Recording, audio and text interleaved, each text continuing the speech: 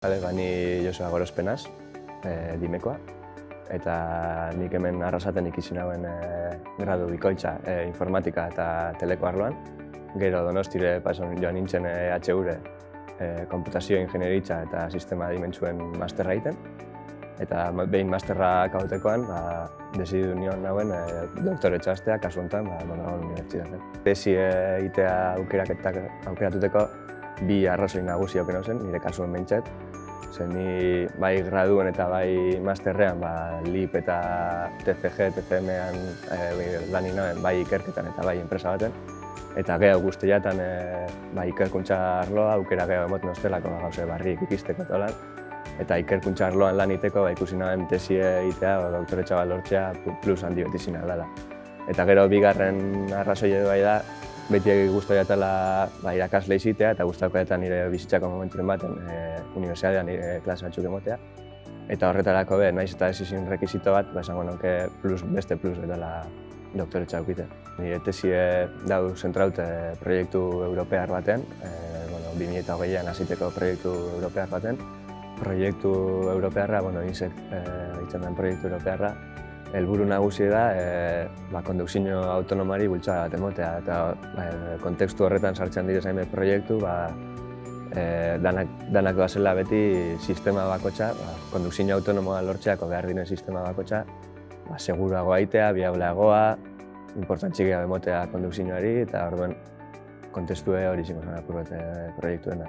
Ni hasi berri nau, hilabete batzutara lanean, eta hasieran batez nik egin duena da, kontestuen ipini nire burue, estado del arte hain, zer dagoen ja inde, tendentziek non ditau zen, inguruko zintzialariek zer egiten dabi zen, batez irakurtean, igual proba txikiren bat egiten, dena dalakoa, batez nire burue kontestuen ikutea.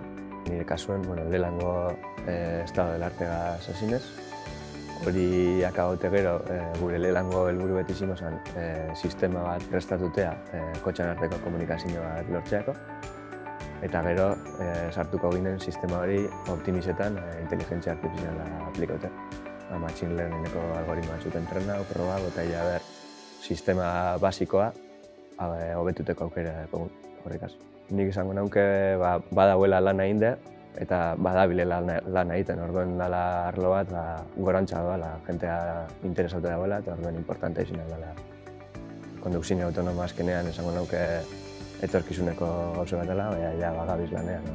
Batez beharritu doztena da, jentea zintzilariek o ikerlariek ze zabalak diren, ni pasate igual, dude bateko denean ikusten dut norbait hor lanean ibili dela, eta korreo bat bidaldu eta segiduen erantzuten dutxue, segiduen aurrez zuri laguntako, nahiz eta beste enpresa batekoak izin, o beste ikerkuntza zentro batekoak izin. Nik izango nuke batez gogoa dela, ikerkuntza ez da erreza, azkenean zu ibili bazera punta de lanza zain daigunez, gauza barriek probetan, gauza barriek ikertuten, eta enpresan nahiz eta ibili gauza barriek egiten, igual ez da inbeste, o laguntza gehiago dekozu, o finkatuten zara gehiago, enpresari interesetan jakona egiten. Eta ikerkuntza zango nuke gogorragoa dela, baina norberantzat positiboagoa, azkenean norberak lortzen da gauza barriek inbentetea o ikertutea.